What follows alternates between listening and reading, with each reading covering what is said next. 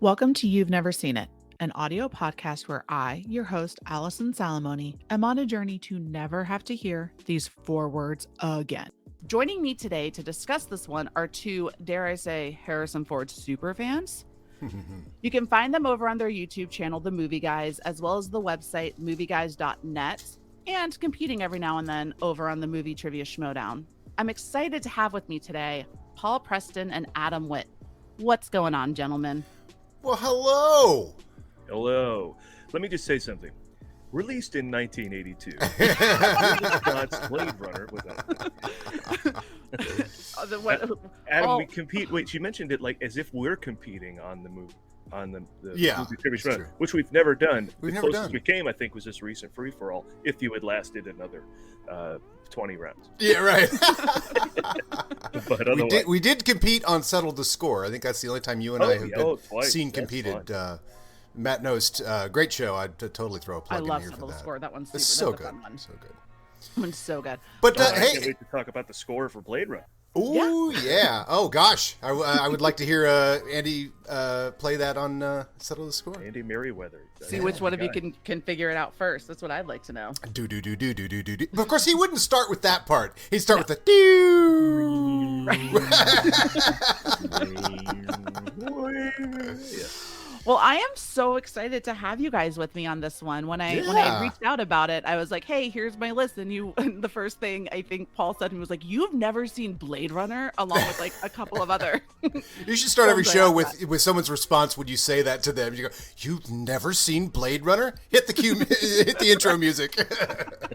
What? Yeah. The show starts with a compilation. Yeah. And then, people. I also had to then message you guys very quickly afterwards because I told my husband that I was going to be covering Blade Runner with 2 Harrison Ford superfans, and his first question was, "Which version?" And I went, "What? What? Huh? It's the movie. I'm gonna watch Blade Runner. I'm watch the movie." He gets like, "No, there's like 5 different versions." I was like, "Oh no." No, I need you to go to Comic-Con, find the international editor's cut, and we'll only talk about that one. And you make us a dub, and then we'll... The San Francisco cut for the one that was only shown to the San Francisco audience. How about the easiest one to find, I think, might be the best option. I think Adam referred to this when we're going to be covering... the Ford Fiesta is our superfan show about Harrison Ford. We're doing 1 episode per Harrison Ford movie, covering his entire career. Right. But we had a little break. We're coming back with season 2, and we'll start with Apocalypse Now. And so we're only like 3 movies away from Blade Runner, and then we'll get that one up. And the one thing I found interesting about that was something I forgot already. Boy, my plug got so involved. I forgot what the hell I was going to say. Take it from the top. So our released in 1982. 1982. Oh, I remember. Adam said, I think on that show, everybody's George Lucas. Yeah. Everybody's George Lucas, so don't give him such a hard time. He's not the only one who's making and remaking his movies. I, of course, err more on the side of Scorsese, who said every movie that's released is unfinished. But, I mean, you could pick forever, but yeah. I mean, everybody has it in them to change their movies, and this one certainly went through the punch. Yeah, movies aren't released; they're taken away and put in the theaters. They have a date that they have to meet, Right. Well, even kind of before we get into this, I want to ask you guys, when do you feel in your life was the moment where you just fell in love with movies, or even, and then with that, just fell in love with Harrison Ford? It's all related. Paul, you want us to take this first? I mean, it's all very related. It's all of one thought centering around. Paul, because it sounds, like cliche almost at this point, but I happen to be of the age where I have the perfect settling into movies in the timeline of the universe. And I saw the Star Destroyer go over my head in Star Wars on a big screen in 1977, and I shit my pants. From then on, I loved Harrison Ford, loved Han Solo, loved Star Wars, loved movies, and I had to see them all. Now, I set off to see way too many of them for a young kid. Nashville, Network. And you like Star Wars? You'll love Nashville. Yeah, got to revisit some of those because they went over my head, just a hair, Chinatown. But movies in general, I just absorb them. So I've been doing that for now 40 years. Yeah, I mean, the thing is, and I've said this before, but it's definitely relevant here, is that Star Wars, of course, just blew us away. I mean, it's the ideal children's movie. We were children at the time, this is, and that's what George Lucas saw, all of these movies being like, let's talk about how things are just terrible right now in Vietnam and the post, Vietnam era. I mean, there's all these movies coming home and things are getting sadder and darker, and and then in all this darkness where the youth filmmakers were like, no, we want to show how terrible things are. We want the Easy Rider to end with a random killing of the two main characters and then credits. That was the sort of like movie of the time. We want Midnight Cowboy. We want to tell the story of like a male prostitute and his pimp in New York, and and then Lucas is like, well, how about something happy? And Rocky as well gets some of that credit too. Is like that Rocky, out of the dregs, brought a happy ending. But yeah, so there's Star Wars, and for kids, it was so amazing. But one of the most amazing things about it was such a phenomenon that it was the only movie you could find out how it was made. There were no movies on how Rocky, or no books on how Rocky was made.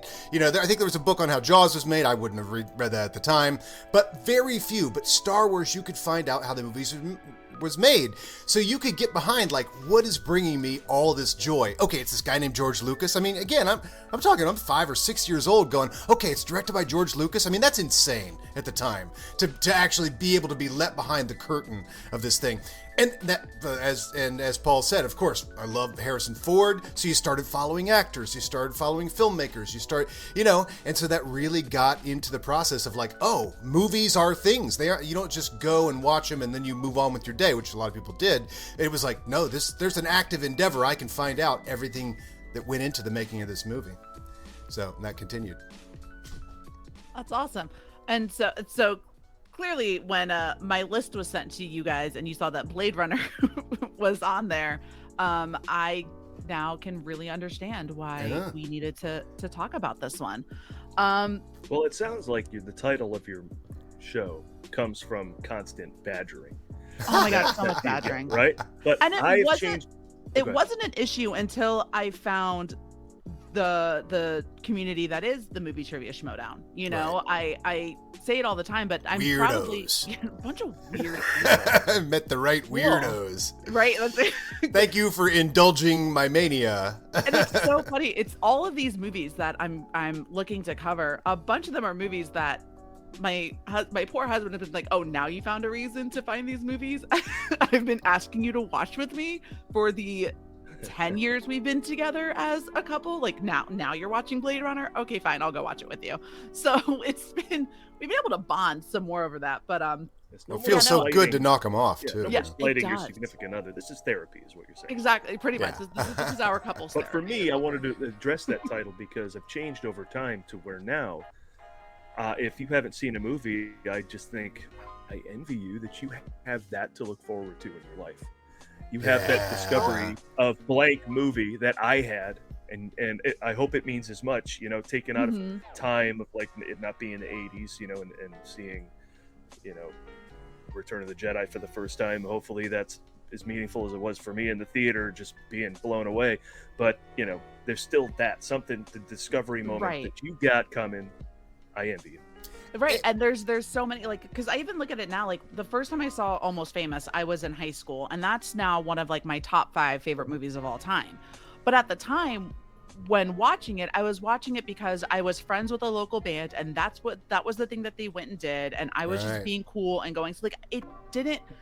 I feel like everyone has that movie that like if you could go back and experience it for the first time, what movie would that be? And for me, it would be Almost Famous. And I would love to try to experience it for the first time because I have a much more fond affection for film itself, where at that time I really didn't care that much about movies. I was just a casual movie watcher. I'd go see like Win a Date with Tad Hamilton or the Lizzie McGuire movie. Like I wasn't for the cinema of the whole thing, right? For the cinema of the Lizzie McGuire movie. Yeah. I remember like I wanted to go see one thing and got convinced by a friend of mine who had a crush on the boy that was sneaking into the Texas Chainsaw Massacre remake that we should go see that with them. And I was miserable. It was not fun. Like it was. I'll tell you what. There's a whole podcast in that itself. Is the movie that the group that goes to the movie and one person wins over and makes you see something else like that. I think everybody has a story like that. Paul and I's favorite one is The Reader, right? Paul won that day. We all went to go see The Reader, which is about the Holocaust, not being able to read. Tried to tick off all of the Oscar things. It's probably about 12 other ailments and possibilities, but I wanted to go see Punisher Warzone. But to my credit, I go see all the Oscar-nominated stuff. It's but true. Then we went and true. I remember, and that's a tradition too. I keep bringing up too.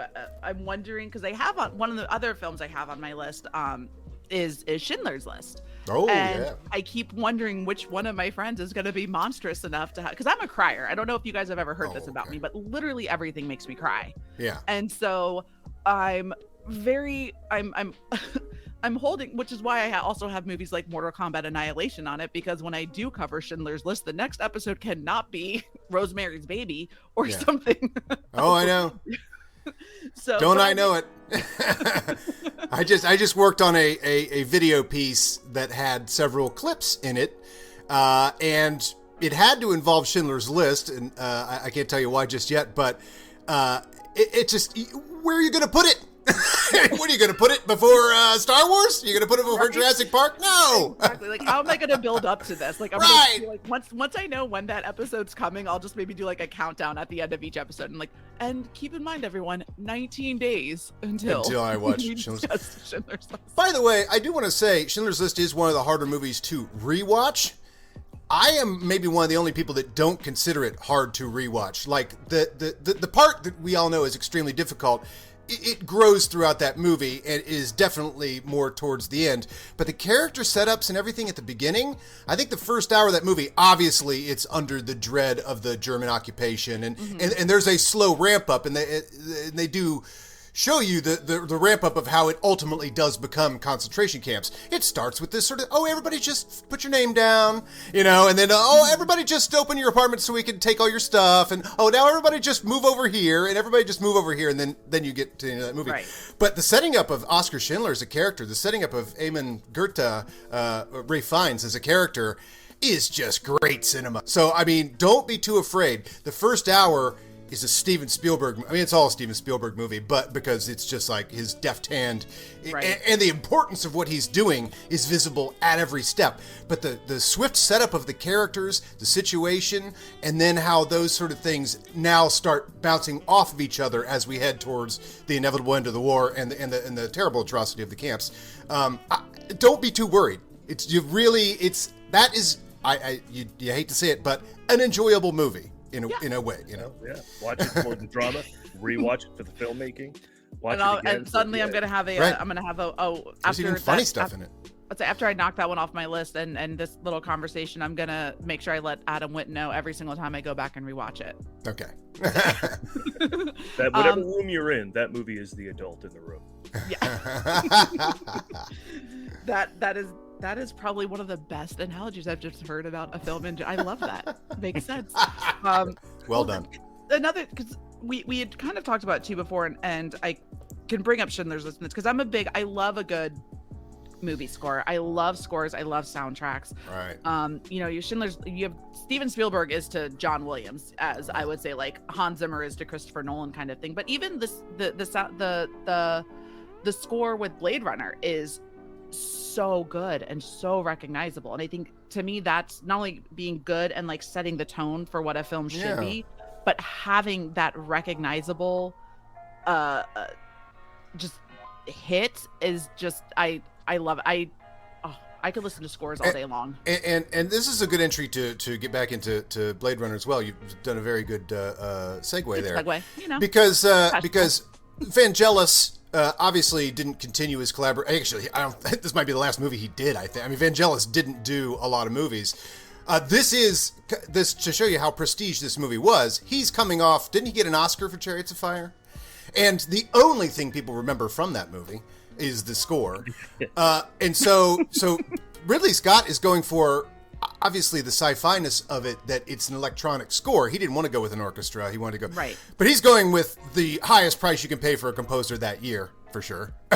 You know, I mean, it's prestige. Like having Vangelis is prestige, but also the electronic thing to get because this movie isn't like light up button sci-fi. It isn't like force field sci-fi. It's barely sci-fi. So I mean, it's very sci-fi, but I'm saying the tone of it, the whole noir thing, setting it in the dark corners of the future and not the bright sunlit corridors of a spaceship. That Vangelis does a lot of the heavy lifting by being the electronic component in this. And of course it fits, unlike something like, Tangerine Dream was also very famous at this time, and they don't fit any of the movies that they composed for. Not one of them is futuristic and electronic. It's like Lady Hawk. It's like Bad Call. But this fits, a hand in glove, the Vangelis in this, and the futuristic, setting of this movie. And you could say that, as computery as it is, it could be a hell of a lot more computery. Like that score could be really stuck in the 80s, but you could listen to it now and really enjoy it. So, it could be played by an orchestra. You could reorchestrate this and absolutely play it on an orchestra piece, and it would work, Oh, for sure. Yeah. Yeah, no, it's so funny too. I think I laughed out loud when the opening credits happened and it said 2019, and here we are in 2020. And I laughed. I looked at my husband and was like, "This is what he thought we were gonna be in 2019." And Frank was like, "Well, I don't think that's what he thought per se." Everyone thought flying cars until 9/11. Yeah, not gonna happen. Well put. Touche. My other favorite part too about all of that, this was one of my first things that I noticed, was all of the very overt product placement in this movie. Famous for things that are no longer relevant in 2022 for a movie taking place in 2019, like the TDK, Pan Am. I mean, you got Coca-Cola in there, but that's still around. But you know what? I do love, and I wish every product that was advertised in this had gone under, so that it seems even more from a future that is, like the fact that you see Coca-Cola kind of ruins it, because if you're just watching this and you're young now, you're like, Pan Am must be some fake product they came up with. It's just like the idea is all this advertising. The ones that are still around kind of ruin it now. For sure. Well, Crystal Pepsi would have been a better choice. Well, Coke survived, but then they gave us New Coke. So did they? Yeah, did they? Right. Did it? No, yeah. It's those little kind of things just cracked me up. But I also really, the other thing that was funny watching this movie is seeing all of the actors that I know from stuff that they've done more recently. Okay. So I'm sitting there and I'm realizing I'm searching the faces. I'm like, which one of these people is Edward James Olmos? Because everybody's a baby in this movie. Yeah, exactly. What's his face in the movie? There's one person that's in it that I'm like, that's the same guy, and it was Bryant. Emmett Walsh. Oh, Emmett Walsh, right. It looks nothing like he does nowadays. Wait, talk about how this movie plays its noir card. Now, and actually I have, but with Emmett Walsh, you're like, what kind of movie am I watching here? Because you're left wondering what kind of movie. If you're watching this for the first time, and now obviously you know a lot about this movie going in, right? Mm-hmm. You probably know Roy Batty's final speech already, right? Gunships off the moons of Venus, or whatever he says. Tears in the Rain. You probably know a lot of the famous markers of this, so that you're better prepared. But if you're going to this theater in 1982, I mean, it is about 20 minutes of what the hell is going on. But but the Emmett Walsh part really does settle you into the noir, because I mean, man, if you're going to go with the hard chomping cigar, I don't think he smokes a cigar, but he's got that cigar chomping attitude, Yeah. Oh, Tucker, for sure. get in here. For sure. And then you got the Rutger Hauer of it all. Oh man, as that replicant. And I want to. What a villain, huh? What a villain! Perfect. I feel like he's a perfect 80s villain. He's good looking with the blonde hair and the chiseled. But at moments too, you could be like David Bowie. No, you could be. I mean, he really kind of has that rock and roll Sting, right? Exactly. And they would all pop up in movies at this time, like Dune and Labyrinth. Maybe a little later, but But your man who fell to earth, you're like, rock stars would pop up, and he does have that awesome, Sting and David Bowie looks. I love it. So good. Oh, Steely, so good. like an Arnold or like a bad guy Russian in a movie, Right. Which were very big at this time. It's very 82, but not dated. I would say that about a lot of this movie. A lot of this movie's very 82, but saves itself from being dated at all. I think that's one of the big things too that I'm loving To its going detriment back at the and time, watching probably. all of these movies is just the simple fact of how well they hold up, or Yeah. or how well they don't. I mean, going back and watching, like having watched Tremors for the first time, discussed previously on this podcast, and watching that and seeing how well all of those practical effects hold up. And I'm a huge fan. I'm a huge practical effects person. Like, I would rather watch the 90s Teenage Mutant Ninja Turtles with the puppetry and the practical effects in that versus like what we got with Stephen Amell as Casey Jones and like that TMNT. Like it's why we love Carpenter so much in this house, and The Thing and and Alien. Like, it just there's just something about it that just I feel like makes the movie hold up a lot more. And then things and subjects and stuff that's going on in Blade Runner too. Like, even though maybe we don't have flying cars, there's still some aspects of it that really hold up, and you're just kind of like, oh, that is how he turned out, huh? I mean, but also that's not, the flying cars isn't so much a prediction. Obviously, they put 2019 at the beginning of it, but as much as it is to set the setting and the tone. I mean, those we talk about those advertisement signs, but it's they're there in the background. But this electronic labyrinth, to use a George Lucas word, that these spinners, the cars fly through. I mean, it's just, they're meant to be almost their own painting. Like, the movie stops being Blade Runner for a second and just goes into this. Who was the effects designer, Paul? Just passed away. I'm forgetting. No. Douglas Trumbull. Yeah. Douglas Trumbull. Yeah. And so it's almost like, okay, and then in the script you could say, it's like, and then Douglas Trumbull paints a painting, in between each of these things. It's just really gorgeous. How did you think, and just to backtrack momentarily to the very first shot of it, which of course is the eyes seeing the explosion, and then we're going into this giant pyramid of a building. This model was massive. The way they shot it will never be shot like that again, which is, and I don't know if you know, to do multiple passes in the camera and then block off the parts of the film so that the parts that have been exposed couldn't be exposed again, and they would just run the same loop over and over, shooting the lights in the background, or shooting the fire, or shooting this, or shooting that. It just gives it this incredible depth. How did you feel being dropped into this very impersonal film?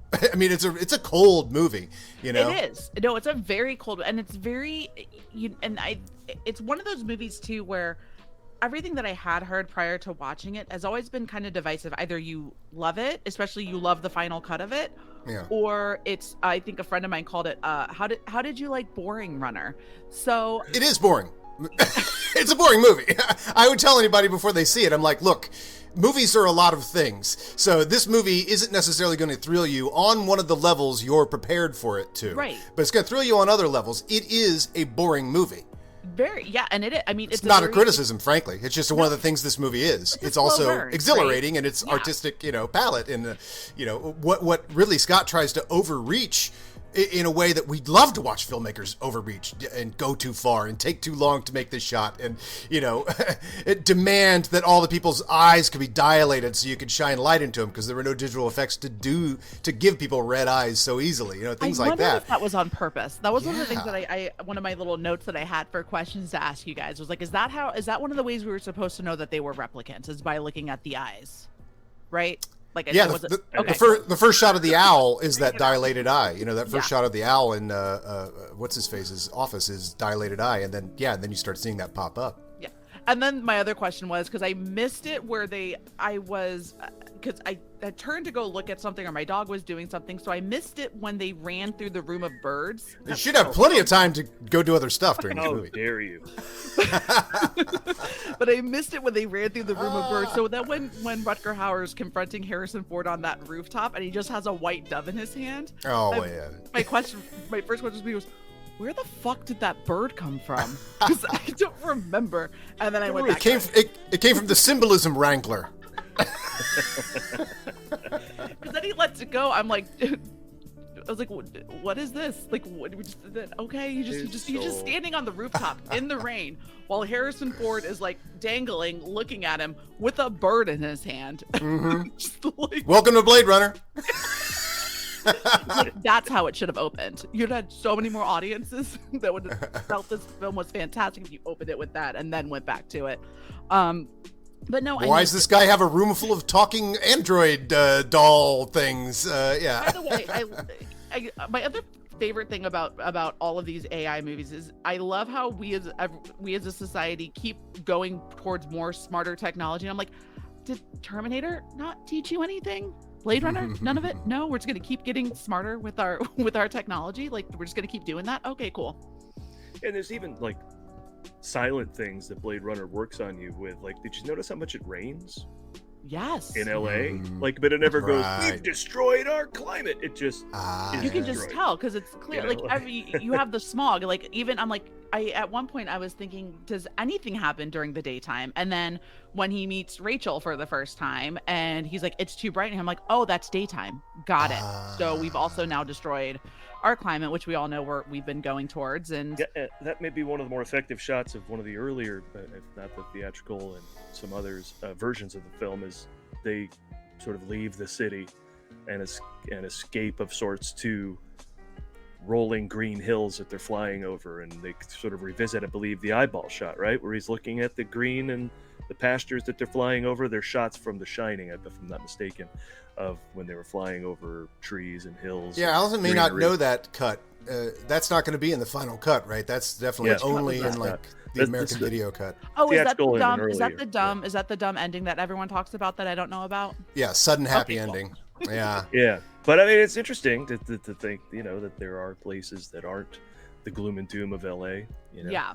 Even though he's got a finite time with her, he wants to get out and see something green, for the love of God. It could be the off-world colony. I mean, I never thought of that at the end in the original theatrical cut, like where they could be driving in this. And yeah, it's the opening shot from The Shining where it's going along the river and it catches up to the yellow car. They had tons and tons of B-roll, so they just took that and shot that and then shot them in a fake car and made that the ending of the theatrical cut. And then and Harrison Ford, I'm sure you know this, has an entire voiceover in that movie. Yes, that I did know. I did know about that, and I remember I've heard multiple people have said that it's a terrible voiceover, and he purposely wanted to make it terrible because it's got a gun to his head. Yeah, because he didn't want to do it. It's not. I feel I guess Rachel wasn't a replicant after all. So saw a unicorn and weird. So yeah, and I think that like just kind of goes with the territory of like I look at an actor like Harrison Ford and I'm like, he just looks so fucking cool to hang out with. Like I just want to hang out with him. Oh, isn't he the best? Oh, he's like up there on my list of like actors I want to like have a beer with. Harrison Ford is right there with like Kurt Russell. Like, and this is a unique task for him too, because really with no voiceover, we just have to sit and kind of stare at Harrison Ford, which I'm okay with. Might have a crush on the guy, but he was a handsome young. I mean, he's still very handsome. Oh yeah, but like, this is the ultimate Ford. Too. This is Raiders Empire, Blade Runner, Harrison Ford. Yeah, this is peak hot Harrison Ford. I mean, he's going to stay hot for 20 more years, but But this is like that early Harrison Ford. When you think of that face, it's like it's Blade Runner, Raiders, and Empire. And I love that, and I feel like personality wise with Harrison Ford, it's still the same personality in all of those movies, right? Like we may get like a few more jokes in Raiders or some like snarky wit as Han Solo, but it's still very much Harrison Ford. I feel like that's who he is when he's not in his movies as well. Like I feel like, well, maybe you might be talking to the wrong two people who have added a lot of nuance to his performances. These are very different movies. But I feel like if I was hanging out with Han Solo, I would still be hanging out with like. I feel like I just feel like that's who Harrison Ford is. Right, like Han Solo would also throw dirt in the face of the guy he's fighting, just like 100%. Indiana Jones, and so would Deckard. Deckard was like, how do I get out of this? Not how do I, fist fight my way out of this. Put up your dukes. He's like, all I want to do is take survival. fighting tips from Harrison Ford. 100. What's interesting about what we're doing in the Ford Fiesta is this point in his career. Yeah. He has been part of one of the biggest ensembles ever in Star Wars. He wasn't the lead. It was Right. technically Mark Hamill, but either way, Hamill, Fisher, and Ford all shared sort of the top billing in the Star Wars movies. Both Star Wars and Empire had come up before this. And then those other movies that we're covering right now, his appearance in Apocalypse Now, The Conversation, Heroes, Hanover Street, Forced In from Navarone. He's not the world's greatest leading man. No. Raiders positions him as, here is your action hero, here is your number one guy. That's so his first you real think lead. maybe he goes, maybe I should do more of that. Nope. Does Blade Runner. So for us, following his career like we are from the 60s to 1982, it's a bit of a risk to, maybe he knew, I got Jedi just around the corner. I'll return, and Temple of Doom. Perhaps I'll return to the things everybody loves me about. Maybe I can take a risk and do something a little more edgy. And, well, it's kind of off the beaten interesting path.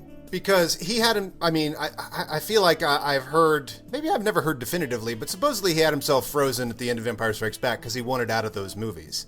He wanted to be. That's why I have they heard that one too. he wanted to be killed. They said, no, we're not going to kill you, but they did freeze you. And then he's like, I'll tell. And this is what I imagine happening. He's like, I'll tell you what. I bet I could alone, just my name above the title, launch a sci-fi. I could do a sci-fi movie myself. I don't need this whole ensemble. And then Blade Runner bombs, and he's like, so I'm back for Jedi, right? Because you didn't kill me. When you look at his movie history, and it's 80 is Empire Strikes Back, and then 81 is Raiders, and then 82 is Blade Runner, and then he's like, and I'm back to form with Jedi and stuff. Which, by the way, I feel like I'm on a very short list of people that prefer this, but out of the Indiana Jones trilogy, I've always been a bigger fan of Temple of Doom than. That's based on age. That's like Saturday Night Live cast. So. It's like, who's the best Saturday Night Live cast? I don't know. What one were you 11 for? Yeah. It's the same thing with Temple of Doom. What's the best Raiders movie? Well, I was 11 for Temple of Doom, or I was Temple of Doom. I remember watching on like VHS, and it was the short round of it. Like being a kid, like I was born in '86, so like by the time we were watching Temple of Doom, and I'm remembering it, it's probably like '89. Like I'm still 4 years old or so watching this, and I'm watching short round, like doing what he's doing, and I loved it. I mean, going back now and watching them, I'm also a very big fan of Raider would love, obviously Raiders is the first, but Last Crusade too. I mean, they're all just perfect films. But yeah, you can't beat the craft of Raiders of the Lost Ark, though. No. Well, Adam knows this, and we've talked about these movies ad nauseum, but I'm the biggest fan of creating real stakes and having fun within them. And it felt like Temple of Doom was just, let's be goofy and then also have a story. And they have a legitimate one, but it just only one of those movies is definitely from the executive producer of Howard the Duck. I'll just say that. Well, maybe two of them. And one of them is also from the writer of Funny Farm. But well, but then again, to go back to Paul and I's experience growing up, Raiders of the Lost Ark was probably the first time I ever saw an actor in another movie that I had seen in a previous movie, because we were very formative at that time. And of course, it's my favorite actor of all time, the actor with whom I've discovered acting in the other movie I'm obsessed with. So when you go, wait, the guy from Star Wars is in another movie called Raiders of the Lost Ark, and then you go see it, and you're like, and it rocks, and you're like, wait a second. And it's from the guy who made Star Wars, but directed from the guy who did Close Encounters and Jaws. Like, what is happening? Like, this joy of discovering movies, Well, then he makes Blade Runner, and unfortunately, I'm not old enough to go and see it. I'm not allowed to see it. So my brother's coming. It was rated R. And my brother's coming home telling me about that. He's telling me about The Thing. He's telling me about all these. I'm like, I had to wait. Yeah, I had to wait for VCRs. The invention. I also had to wait until I was old enough to watch The Thing 2 years ago. Because it's spooky. It's very spooky. I've gotten much better with the spooky movies. Like I can do slasher stuff now, but I tell everybody, you can hide around like my husband could be behind this door right now when I walk out of here when we're done with this recording and go boo and scare the shit out of me for free. So like to actually go and pay to watch like Conjuring movies, or I let him he somehow convinced me to watch the remake of It with Chapter 1, And that was when I realized that I probably don't trust him as much as you should when you're married to somebody. And I ended up watching that movie. But even like with this movie, with Blade Runner, when I told him that I needed to watch it, and I was like, hey, can we watch this tonight? He's like, I will never not watch Blade Runner, the final cut. Whenever you want to watch this, that works out so well for me. So it's definitely, I mean, and I keep going back and forth on if I am going to actually watch the theatrical cut just so I can see the differences.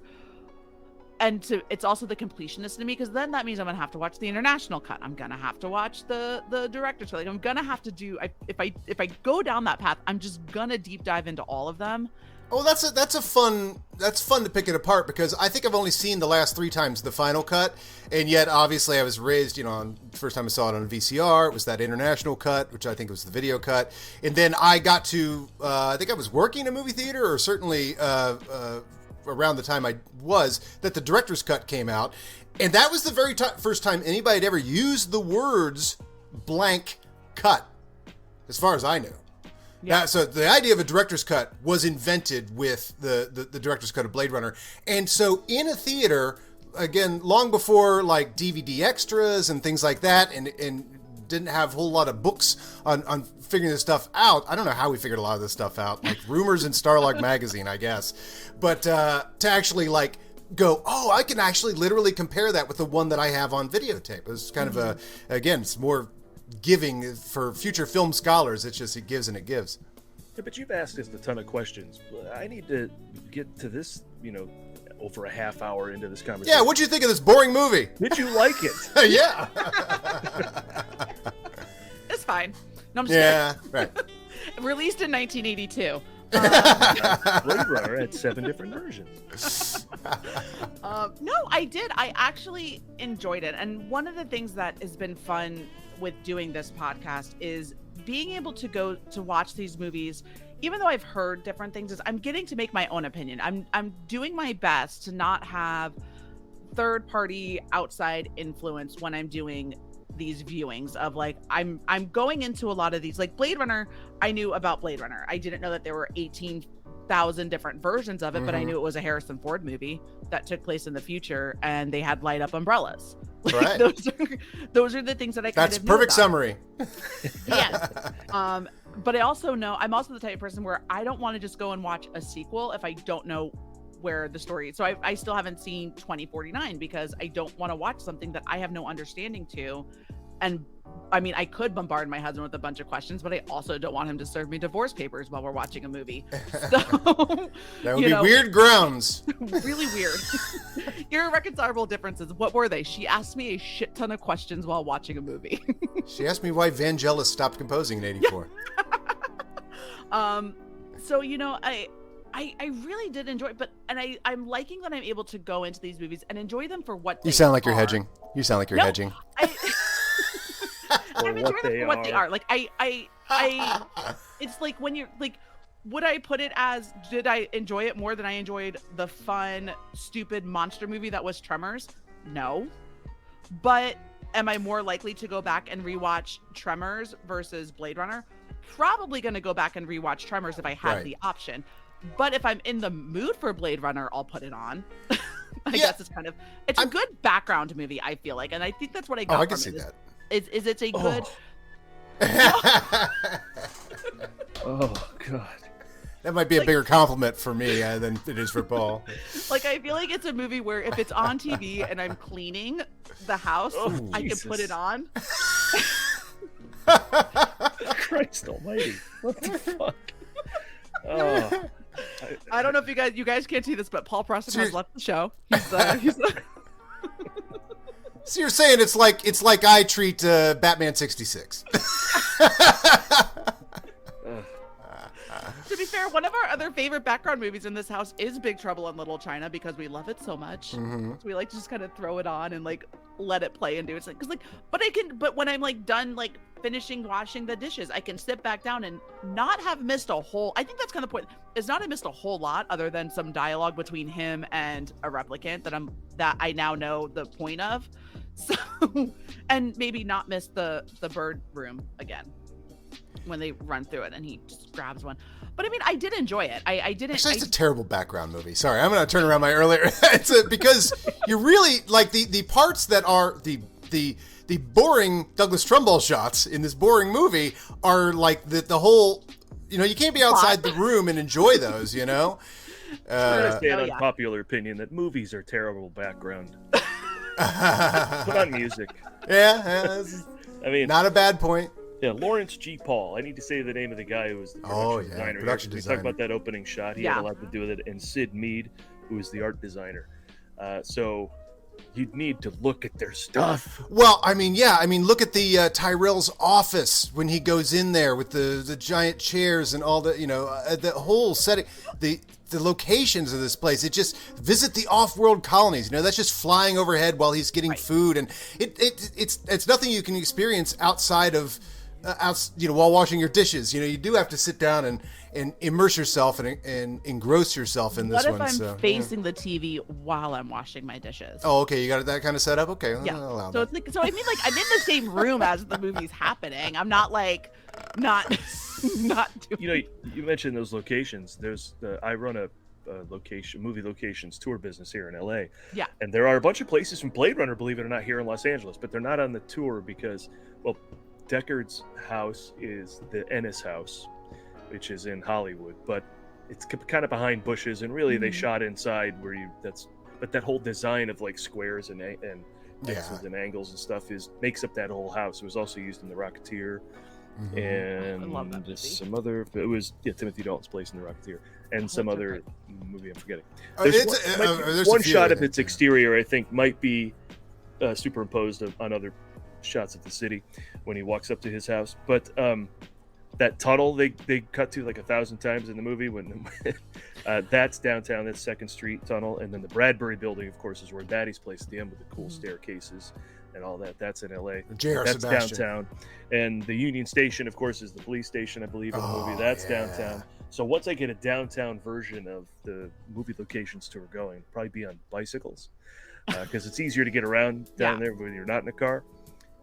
Totally going to go to all the Blade Runner places. You kidding? Oh, for sure. Union Station, and the tunnel, and I haven't been to Union Station since the last time we watched this, but I forget every time because I've been in Union Station a bunch. I used to take a lot of trains out to visit people and stuff, and it's like, I forget every time I'm in there. I'm like, oh, this is just legendary place right here. Yeah, for sure. I've looked at your list of movie tours and that you do, Paul, and I have a hard time figuring out which one I would, because there's like it's like I want to go there, but I also want to go here, but that one's part of that tour, so I just got to do all of them.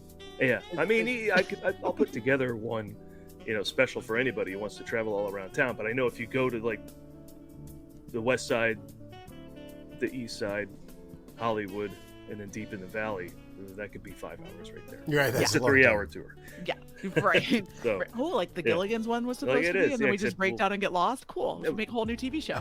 Sure.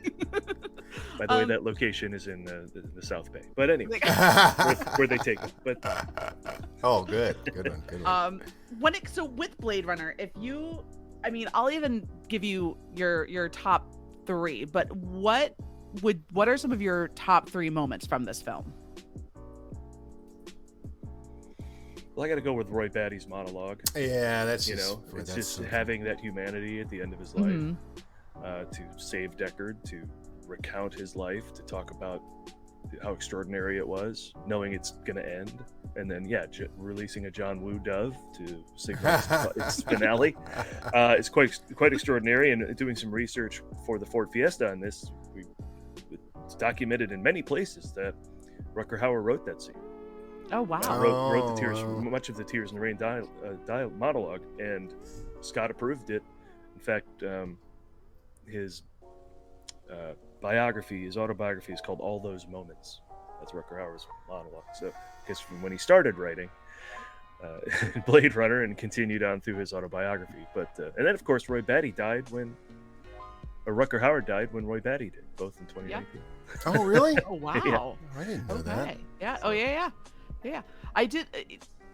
One of my favorite, like, kind of cheesy lines in the movie is when the other replicant finds Harrison Ford and starts fighting him, and then slaps him and does like the across, and then the back, and he goes, "Wake up, time to die."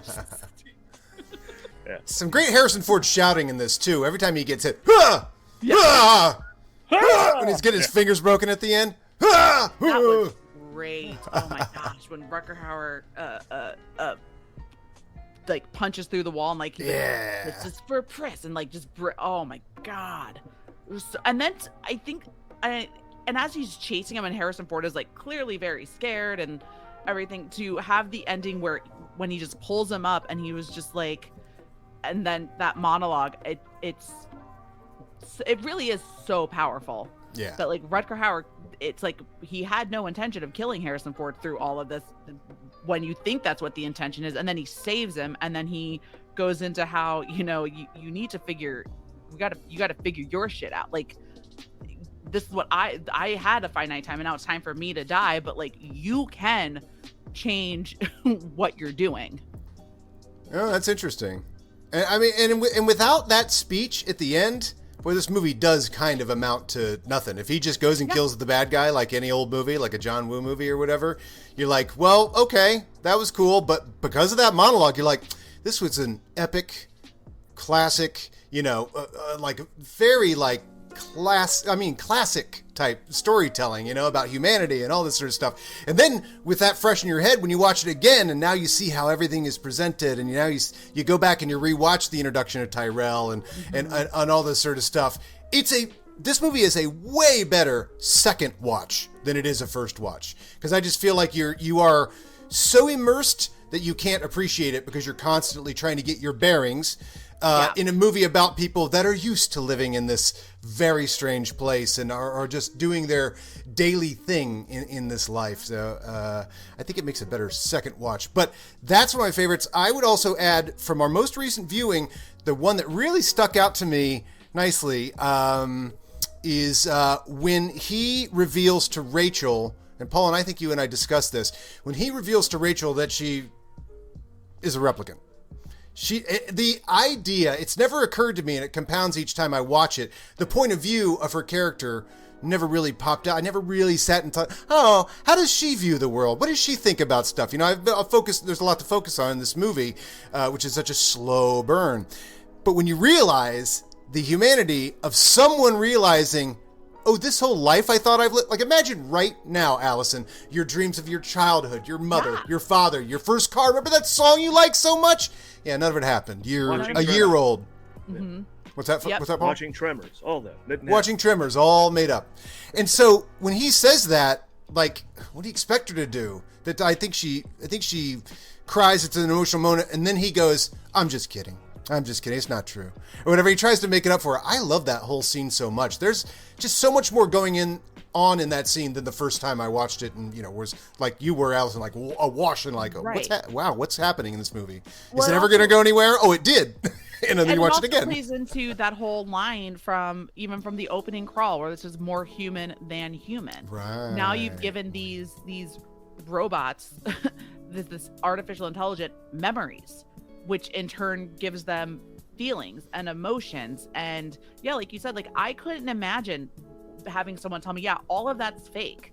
None of that's real. Like and especially when she's has another 2 years left, but when she wakes up, she feels like I have all of these, I know all of this and not having any clue. Like it's heartbreaking watching her and seeing that turn where she's actually crying and having the feelings and the emotions, and Harrison Ford still kind of being like, I'm sorry, like thinking that she's just going to go back to being her replicant self and be like, oh, everything's, like, but it's those tight razor slices that this movie does of his point of view of like the hard-boiled cop of like, yeah, I'm just going to tell you, you're not a human being, babe, or whatever.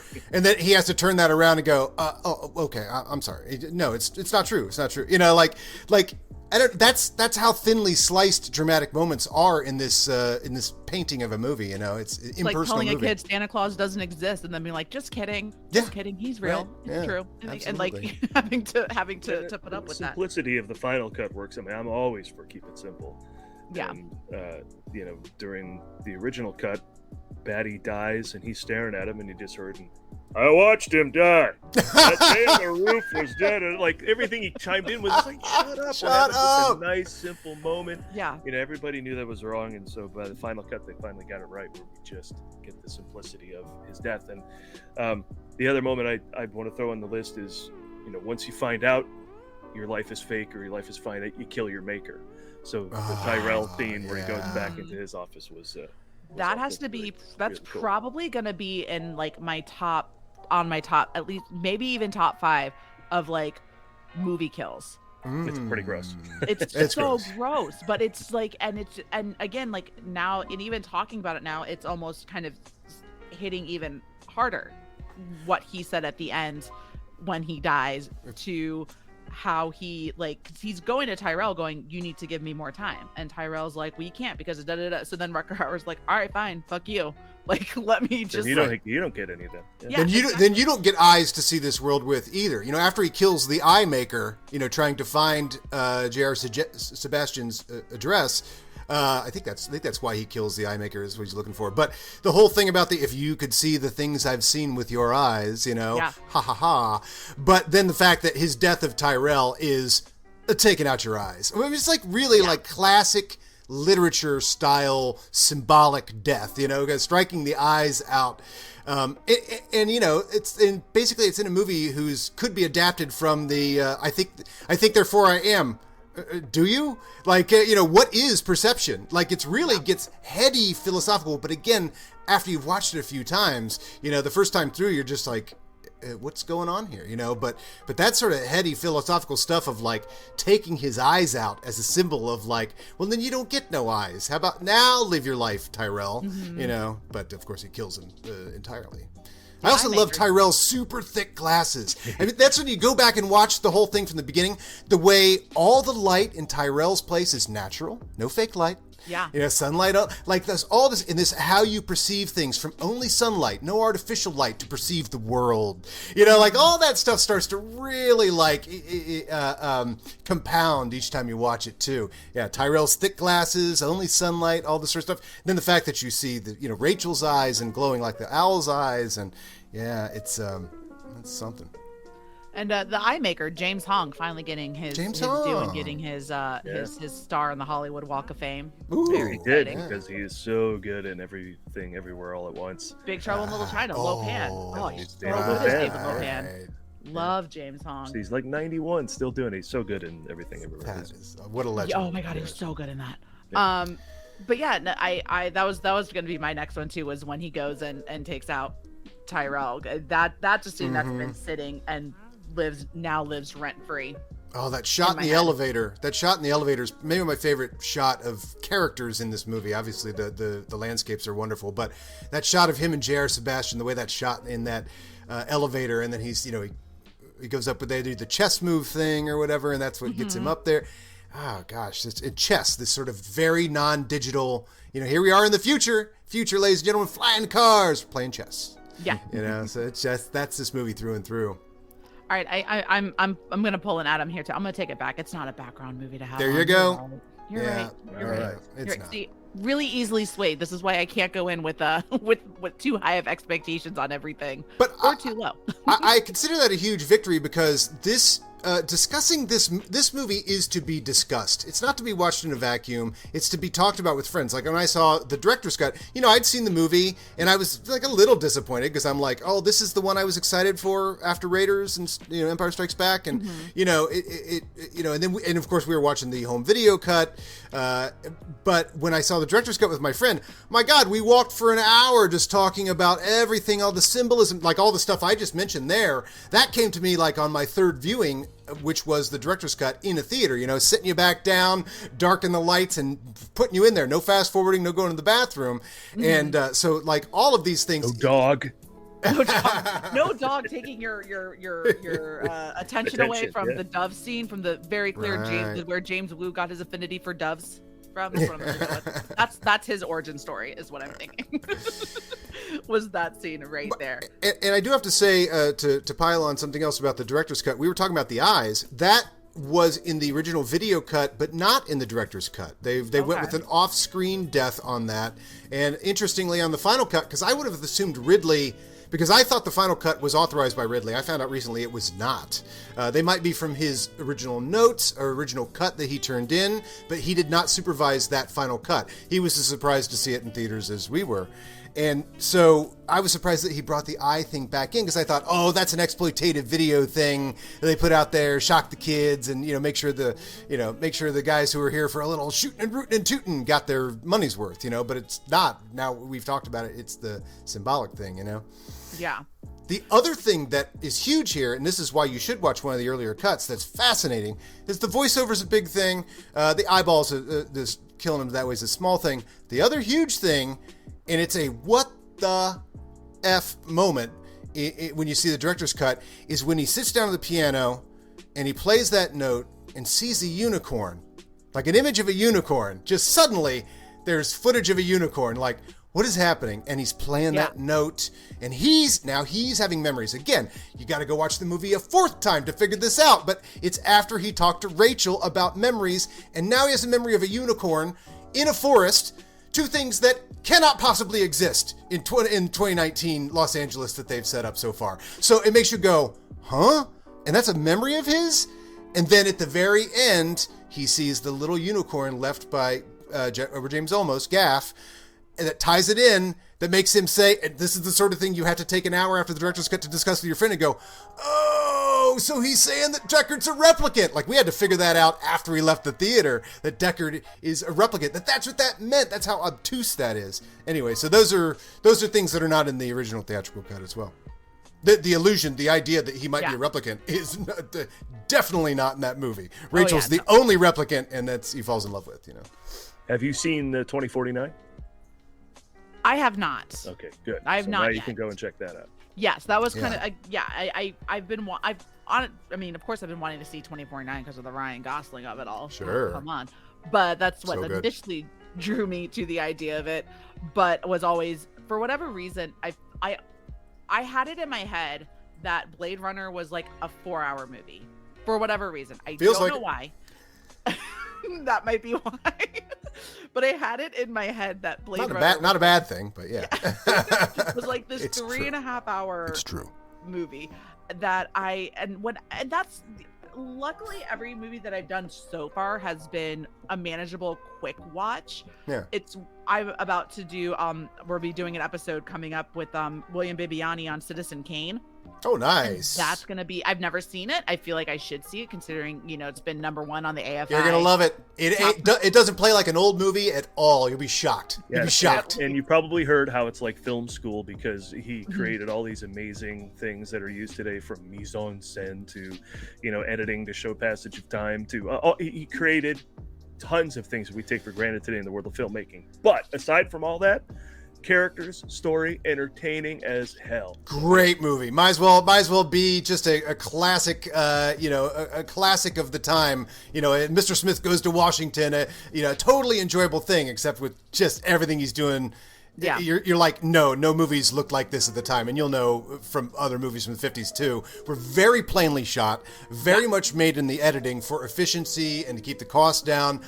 In this, from the very beginning, you're doing like dollies through signs, and you're doing these extreme close-up lens type things. You're like, dude, no movie looked like this. Xanadu itself is like some crazy painting or something, right? Right. Juxtaposed in the shot. It's Exactly.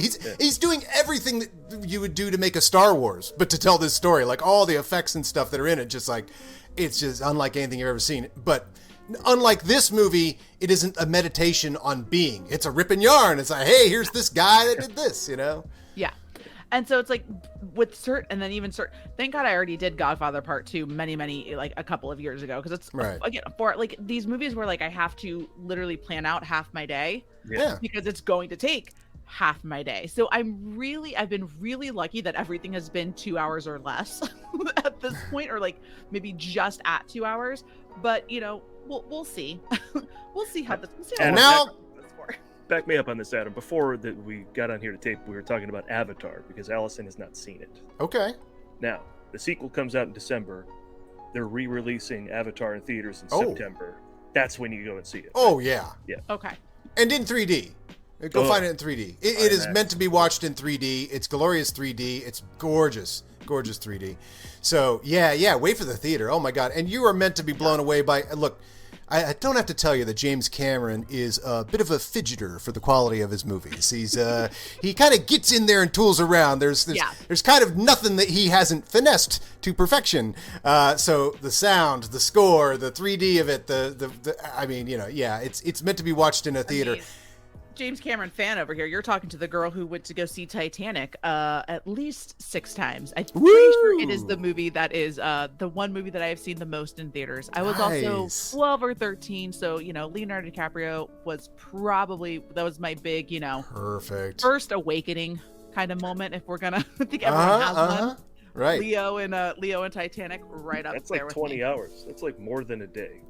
That you'd be awake, spending watching Titanic. I remember when it came out, it was one of those. That's how you knew it was a really long fucking movie when it came out. And it had 2 VHSs. Couldn't fit on one. 2 cassettes. Titanic, Dances with Wolves, I think, is another one that's also. Forrest Gump for some reason. JFK. Yeah, I have seen JFK. I'm also. We're not even gonna get into that conspiracy theory because I love it so much. Another 5 hours of us being here. Another movie that's better than the discussion about the theories. That's like that's a hell of a movie. Also, people are like, do you think he did it? Do you think Oswald? Blah blah blah. And I'm like, yeah. I mean, let's forget that for a second and just look at what Oliver Stone's doing in that insane movie. And it changed his 100%. filmmaking for like the next 5 movies he did. All looked like that. Look. You're talking to the girl who went to the 6th floor at Dealey Plaza. Could you have done it? Could you have done it? Here's the thing. So it's a little audio tour that you take. They give you a little iPad you wear or an iPod you wear around your neck. You put your headphones on, and they recreated the sniper's perch, right? And so you can look out the window, and the Historic Society of Dallas. I mean, really? But even worse is they put X's on the road where the car was with each shot that JFK got hit by. And when the lights go red, people run out to the street and take pictures and then run back into the sidewalk. But as you're looking leading to probably people getting hurt at that spot. I've been there. I haven't been inside the building, but I was in I had JFK cam of the window. Yeah.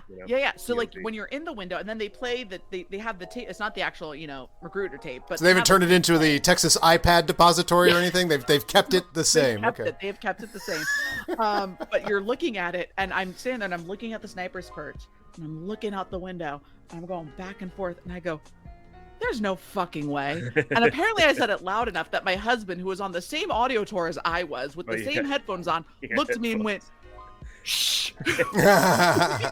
This is bullshit, honey. Can you hear me? So that was my moment, but then his moment was turning the corner and seeing the giant picture of LBJ getting sworn in and him going, fuck, because he hates that picture. So that was our Dealey Plaza tour. Well, but the government said whatever, and suddenly the FBI and CIA were knocking on my door. They left me exactly done it. they left a note on our door when we came home to give them a call. But this movie and kind of just Blade Runner in general, and I love how this conversation has been so fluid. We've gone far afield. We've gone so far. We've reached JFK. Back to Blade Runner. I'm gonna have to name like a new segment of like 6 degrees of separation. Yeah, how do we connect back now? Segue challenge. That's what you call it. Segue challenge. Okay, now that we've reached JFK, how do we get back to Blade Runner? I kind of think we get back to it by just kind of going into kind of your no dove released when Kennedy's killed. No dove released. Let me think. I'm thinking. I think you just kind of get some like real final reviews. If you could see the things I've seen with your eyes. You do a really good impression. That was really good. Attack ships off the shoulder of Venus. How does it feel to be as talented as Harrison Ford in everything he does? There we go. There's our segue. Time to die. We choose to die with a dove in our arms. Not because it's realistic, but because it's symbolic. Era enhance. Era enhance. Oh, enhance. I gave it to her yesterday, and a woman had her phone, and instead of pressing a button, she would point it at something and go capture, and it would go, and it took the picture, and I was like, "That's a Blade Runner enhance right there." Enhance. Oh no, it's happening. Now It's there. starting. Did you check her eyes? Did you ask her questions? Okay, there's a tortoise walking through the desert. You quickly ask her. Okay, there's a tortoise walking through the desert. Oh, another great scene, Voight Kampf. Yeah, right. The Voight Kampf test. What a word. Man. What a great name for a dog. Voight Kampf. Okay. So I think with that, we just kind of go. We'll get into just some kind of final reviews. Like you said, you All turned right. me. It's definitely not a background movie. I think I need to give it. Well, I movies definitely aren't, need to but give go it on. another watch. Okay. And I need to. Because you talk about like the cinematography of thing. I mean, it won 2 Academy Awards for that. For I believe for what did it win for? It won for something. It's probably sound and special effects, right? Or, I'm not sure. I think it just was Special nominated. photography. I don't even know if it won. Oh, it was nominated. That's it. It Yeah. was. It didn't win. It was nominated, I believe. didn't win nothing because it Art was only direction and okay. visual effects. Didn't win shit. Yeah. It was okay. It was fine. But it. Let's see and what again- won in the '83 Oscars. Let's see what was better it lost than this. to E.T. for visual effects. Oh, so that okay. could be worse. You gotta do it. But It did win some BAFTAs. Those. That's what I saw that it won. The British version of what I believe. But I mean, it does the storytelling behind it. I think it definitely. If you're not into noir slow burns, if you're not into slow burn movies, you're not gonna like it, no matter how you sell it to someone, right?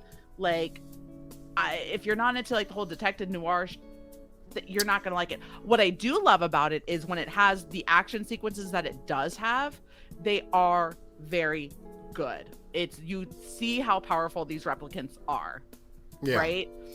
Do I feel like Harrison Ford should have had a bigger bruise on his face with like the punches that he took? Kind of. But, whatever. That's why they didn't win Best Makeup. But that's exactly why I didn't win. Probably went to Gandhi too. The Ben Kingsley of it all. That's what we're but I think if I had to rate this as rating it under watching it and the Quest for final Fire, cut- by the way, won Best Makeup. What? Quest for Fire, by the way, won Best Makeup. I just brought it up here. I just wanted to let you know. Oh, fun. Should I put that on my list or can we You table haven't it? seen Quest? No, that's not a you haven't seen worthy movie. That's fine. And we're starting hour number 4. Let's get that. But with Released in 1982, Quest for Fire tells the story here. If everyone could hear how many times I did this intro and I refused to. Now you gotta leave them in. We made a bit out of it. I do. I have to leave the whole thing in. You have to leave the whole thing in. Cut that. But I usually end with I'm ending with rating it on Letterboxd. Okay. What I would rate it for, and for my personal taste, and not what if I would say this is for me based off of rewatchability and how I felt about it. I would say 3.5 stars Out of 5. Out of 5. I mean, I would think that would be lower for your first time watching it, frankly. I mean, I totally would accept someone going, yeah, it's okay. And then if you find the chance to watch it again, that's when you become a Blade Runner fan, I think. It's a second or third time. So I would say, yeah, I could see you doing 3 stars, 2 stars even for the first viewing.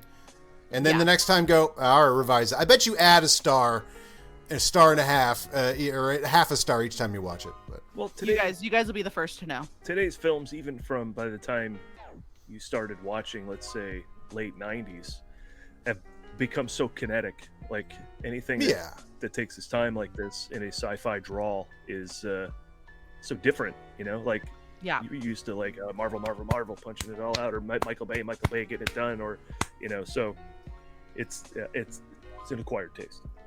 yeah, it's got a, I mean, these are still, this is in the shadow of 70s movies. It's got a 70s movie pace. It's got it's got the same pace as Gandhi or something, it's like it takes its time, and so it is. And I have told people this before who are going to watch Blade Runner for the first time. There is someone I talked to that said, oh, I haven't seen Blade Runner. What should I expect? I'm like, it's boring. I mean, I will say that for a first time viewer, just to let you know, it's boring. I think it's better to go in and go, okay, I'm ready to be bored. But then you go, then you start paying attention to just the visuals, knowing that it is being slow on its own. I think it's a better way to go in. And by the end of it, you're like, well, it wasn't boring, but technically, yeah, it's a good way to set you up to say it's going to be boring the first time. But does Letterboxd have a general rating based on all the, like an aggregate rating based on everyone's? Oh yeah. What is it? What is it polling at? What is it polling at? It is polling on Letterboxd at 4.1 stars. Yeah. Okay. So, I mean, I didn't bring it down. That's good. But you've only seen it once, so I think that's perfectly acceptable. And don't just say 3.5 because we're here. Be honest, because I understand the first time you threw it's definitely a 3. It's a 3.5 for me because I look at it too when I'm doing my ratings is what's the rewatchability on it. Like, okay. I could see myself going back and rewatching Blade Runner. While I'm doing my taxes. Yeah. While I am deep cleaning my entire home, I can go back. No, I could see myself making a choice to watch. She hadn't filed her expenses from that summer job. So everything can be narrated by Harrison Ford. You should watch the other cut so you can. I do. I really narrate do everything. And I like being able. That's also what's been really fun. I'm glad. What Allison didn't know is the dog hadn't gone number 2. It just pretended to. We were on a quest for fire. No, this has been kind of really fun about all this is kind of going in and having I would never watch. I'm glad I waited till I was 35 to watch Blade Runner. Oh, okay. That's probably would be the first question I had was, should you have watched it back then instead of now, you know? I don't think so. I don't think I would have had an appreciation for what it is. Mm-hmm. And I think that's kind of playing a lot into things as well as my appreciation for the film, knowing what I know about film and filmmaking now, just still not that much, but it's enough to have more of an understanding and appreciation for what I'm getting. Right. Especially coming from, I mean, my favorite movie of all time is Casablanca. So I love good dialogue. I love good dialogue. I do love that. I love that golden age of Hollywood. I've started getting into Hitchcock. Actually, I ended up going viral on film Twitter because I posted a picture watching Rear Window as my first Hitchcock movie, and people were blew their mind. They're like, what? I mean, what a great first viewing that movie is.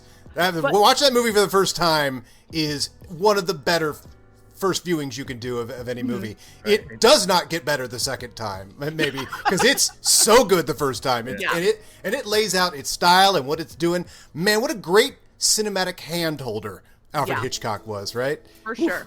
And so it's for things that would be considered slow burns or just a lot of dialogue, it's fine for me because I like the dialogue. You can clearly see this whole point of this podcast is to talk with them. I love having a good dialogue versus just blow 'em up action is fun. Obviously I also love The Rock, and I went and saw Ambulance, and I had a that's a good background movie with that movie. What The Rock? Yeah. So I mean, what are you gonna miss? Plot. I will not give that order. You can't miss that scene. That's the most important scene. You can hear that from the other room, though. You can hear all of Ed Harris from the other room. Trust me. Never gonna live this down. that one comment of all time. It's always, and if I ever do end up in LA for a spectacular, I hope that's the first thing both of you yell at me. Hey, I'm a big fan of background movies. Paul and I are very different in that way. I ran movies into the ground as a kid. I would take certain movies and I would watch them every day when I got home from school. I would watch one movie before I get my homework done, which tells you a lot about how good I was as a student. But and when we had the VCR, when we first got the VCR, you got your first tape that somebody would tape 3 movies off a cable, and then those 3 movies would get watched over and over and over to the point where I don't need to sit and watch Ferris Bueller's Day Off because I know what the scene that I'm hearing looks like. Unfortunately, it's so low in Blade Runner. It could be any scene. Yeah, right. What scene is going on out there? I have no idea. So what you're telling me is the theatrical cut is the better background one because at least I have Harrison Ford narrating the whole time. 100%. In fact, I mean, basically, that's why the studio told them to do it. And truthfully, it doesn't sell the noir. I had to read it was a noir and then watch it and go, yeah, it is a noir. But before they put that in so that you would have the noir, so that dummies would be able to figure out it's a noir, so that dummies could figure out what's happening in this flat line kind of a stylistic experiment. So yeah, that's definitely the one to because they're like, we've got to tell people what's going on. What if they're washing dishes, or what if they're just not zoned out? Exactly. Well, with that, gentlemen, I think that's where we'll start to kind of. Sorry, I'm a latecomer to how funny that is. Yeah. Oh wow, the ship was flying. Take a look at that. Oh wait, I'll pay attention again. People had light up umbrellas because it was kind of dark and raining all the time. So the combination seemed to help when they had light up umbrellas. Anyway, I'm a police officer. Incredible it is where a person could be a replicant. Let me explain it. Robots, for those of you who don't know, are like people, but with mechanics inside of them. Oh, do I have to keep reading all this? Yes, Harrison. So with all of that being said, my friends, where could the 5 people probably listening to this podcast find you? Hey, we'll take 5 new listeners. Sure. Ford Fiesta. TheMovieGuys.net is our home base for everything. All the podcasts, all the articles, all the everything we've ever done, and reviews and appearances on other podcasts like this one. This will end up on there as well. TheMovieGuys.net is the home for all of our stuff. If you want social, we've pretty much managed to lock down at The Movie Guys everywhere. That's Instagram, Twitter, and Facebook. And Tumblr, I think. I don't know. We skipped it. We didn't skip Vine, but we skipped Tumblr. Yeah. And important right now is the Ford Fiesta, which we've mentioned, and Movie Nonsense is our Monday streaming show where we talk about whatever the hell we feel like talking about every week. And we have every guests Monday at 3 Pacific, 6 Eastern, 6 Florida. 6 Florida time. Awesome. Very fun. And of course, if everyone who is listening enjoys hearing, please subscribe, rate, and review on whatever audio platform you are listening to us on. If you're listening on YouTube, please make sure to subscribe, like, and hit the little bell for notifications anytime we have new content dropping, so you'll be the first to know. And let me know your thoughts and comments on Blade Runner. And leave me suggestions for whatever films you would like to have covered on You've Never Seen It. You can follow the show on Twitter at NeverSeenItFNR, and you can follow me at Allison Salamone. So until next time, friends, be safe and go watch the movies. And of course, Paul and I will probably be back as soon as you say to someone, "Oh, I've never seen Random Hearts," and they say, "What?" Thanks, guys.